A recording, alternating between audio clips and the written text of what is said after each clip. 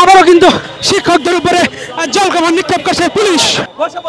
দর্শক, জলকামানের মধ্যেও কিন্তু সমরপ্রাপ্ত শিক্ষকরা তারা কিন্তু শাহবাগের মূল মোড়ে কিন্তু বসে পড়েছেন। দর্শক, দেখানোর চেষ্টা করছি এই মুহূর্তে শাহবাগের পরিস্থিতি। এখানে আমাকে বাড়ি দিয়েছে পুলিশ, কেন গায়ে হাত দিবে? আমরা তো সেই জুলাইয়ের যে ঘটনা সেটা আবারও আজকে দেখতে পাচ্ছি।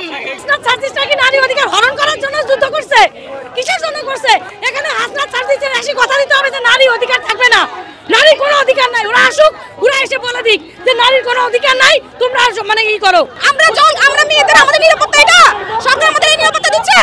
আমাদেরকে সরকার সুপারিশ প্রাপ্ত করেছে, অথচ আমাদেরকে রাজপথে আনিয়ে জলকামান ব্যবহার করছে। 7-8টা মেয়ে আজকে রাস্তায় ডাকতেছে, অসুস্থ হয়ে গেছে, তাদের চাকরি হয়ে গেছে। সমাজ জানে, পুরো দেশ জানে।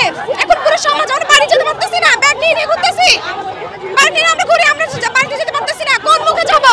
এই দায়ভার সরকারের। তারা আমাদেরকে সুপারিশ প্রাপ্ত করেছে, আমাদের যোগদান তারাই নিশ্চিত করবে। আমাদের পুলিশের জলকামানের শিকার কেন হতে হচ্ছে? আমাদেরকে কাজ নেই, আমরা শিক্ষিত না, আমরা এখানে সব শিক্ষিত না। আমাদের রায় নিশ্চিত করতে হবে, তবে আমরা যাব, না আমরা যাব না। আমরা দাবি আদায়ের জন্য এসেছি। আসলে সত্যি বলতে এই বিষয়টার দাবির পর্যায়ে নাই, এটা আমাদের অধিকারের পর্যায়ে চলে আসছে। কারণ হচ্ছে আমাদের নিয়োগ দিয়েছেন এই সরকার, আজকে আমাদের হার মানে এই সরকারের হার, আমরা এই হার মানতে চাচ্ছি না। আমাদের যে প্রহসনের একটা রায় হয়েছে সেই রায় আমরা মানতে চাচ্ছি না। পুলিশ কেন জলকামান করবে? পুলিশের জলকামান মানি না। পুলিশের জলকামান আমরা কেন মানবো? আমরা কি অবৈধ কোনো কিছু করতেছি? যারা অযৌক্তিক আন্দোলন নিয়ে করছে, যারা অযৌক্তিক আন্দোলন, তাদেরকে পুলিশ কিছু করতেছে না। যৌক্তিক আন্দোলনেই পুলিশ জলকামান করতেছে কেন?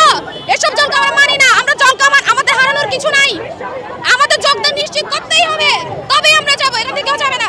প্রত্যেকটা মেয়ে 7-8 দিন রাস্তায় থাকতেছে এই জন্য। ফায়ার সার্ভিসে কি আছে? নারী আছে? ফায়ার সার্ভিসে তারা নারী কোথায়? বন অধিদপ্তরে নারী কোথায়? হ্যাঁ, শুধু প্রাথমিক নারী তাই এই বৈষম্য সর্বনা।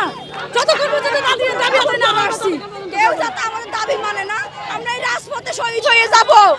আমাদের দাবি ফিরে দাও, না হয় আমাদের জানাজার নামাজ পড়তে আসুক, জানাজার নামাজ পড়তে আসুক, না হয় আমাদের দাবি ফিরে দাও। আমরা চলে যাব। আমাদের আজকে স্কুলে থাকার কথা, আমরা কেন রাজপথে? রে ভাই, নতুন বছর আসছে, শিক্ষার্থীদের হাতে পাঠদানের তুলে দেওয়ার কথা, আমরা এখন রাস্তায় ধুলাবালি করাচ্ছি, পুলিশের জলকামানের দোকান দিতে হচ্ছে কেন রে ভাই? কেন আমাদের নিয়ে তো তামাশা? আমরা তো এই রাষ্ট্রেরই নাগরিক, এই রাষ্ট্র কেন আমাদের নিয়ে হাসি তামাশা করতেছে ভাই? দর্শক, মহিলা শিক্ষককে কিন্তু পুলিশ ধরে নিয়ে যাচ্ছে। দর্শক, এই মুহূর্তে দেখানোর চেষ্টা করছি শাহবাগ থেকে।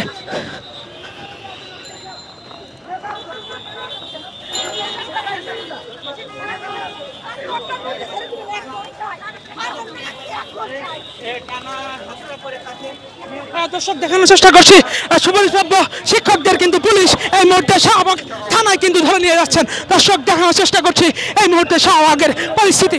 কিছু বলবেন? তারা আমাদের সাথে এমন ব্যবহার করছে মনে হয় আমরা সন্ত্রাসী, কিন্তু আমরা নিরস্ত্র, তাদের হাতে লাঠি। তারা আমাদের একটু আগে জলকামান মারলো। দেখেন, আমাদের দুইজন বোন অসুস্থ হয়ে পড়েছে। একজন বোন, সে 2.5 মাসের অন্তঃসত্ত্বা ছিল, সে এখন ঢাকা মেডিকেল হসপিটালে, তাকে এক্ষুনি পাঠিয়ে দেওয়া হলো। কেন এই জুলুম? কেন এই অবিচার? আমরা শিক্ষক, আমরা সন্ত্রাসী না। আমরা আমাদের যৌক্তিক দাবি নিয়ে রাস্তা নেমেছি। আমাদের হাতে ভাতের থালা তুলে দিয়ে কেড়ে নিয়েছে এই সরকার। আমাদের নিয়োগ দিয়েছে, আবার এই সরকার সে নিয়োগ বাতিল করেছে। কেন এত প্রহসন? আমাদের মেডিকেল টেস্ট হয়েছে, আমাদের ডুপ টেস্ট হয়েছে, আমরা সেখানে টাকা জমা দিয়েছি। এই 6,531 জন টোটাল 67 কোটি টাকা জমা দিয়েছে এই হেলথ চেক আপের জন্য। এই টাকাগুলো কে দিবে? এই হয়রানির ভর্তুকি কে দিবে? এই সরকারের কাছে একটাই দাবি, আমরা যোগদানপত্র না নিয়ে ঘরে ফিরবো না। কাপড়ে কাপড় বেঁধে নেমেছি, যোগদানপত্র ছাড়া ঘরে ফিরবো না।